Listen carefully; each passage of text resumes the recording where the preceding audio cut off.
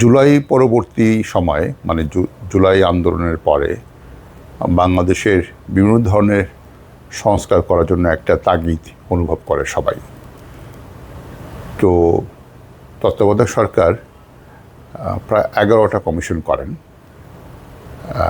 তার সঙ্গে একটা সমন্বয় করার জন্য আরেকটা মোট 12 এই কমিশন করেন।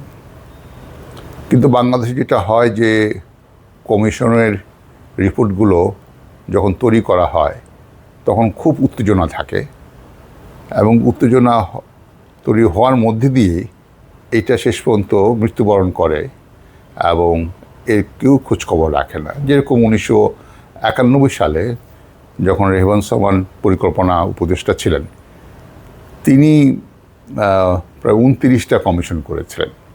প্রায় 250 জন স্কলার বিশেষজ্ঞরা তার মধ্যে কাজ করেছে।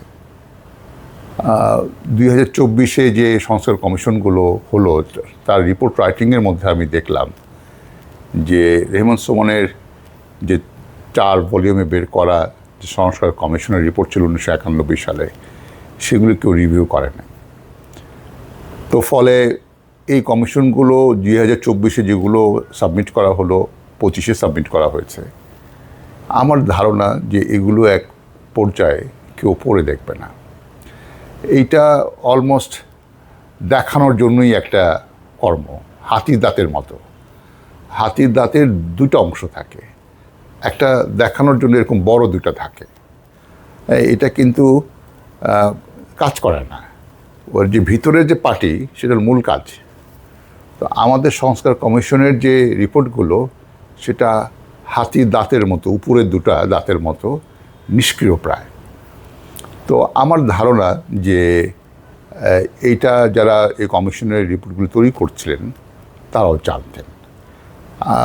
বাংলাদেশে যেটা শুরু করেছিল সংস্কার কমিশনের, সেটা হলো যে একটা রাজনৈতিক কর্তৃপক্ষ এর মূল উদ্যোক্তা ছিল।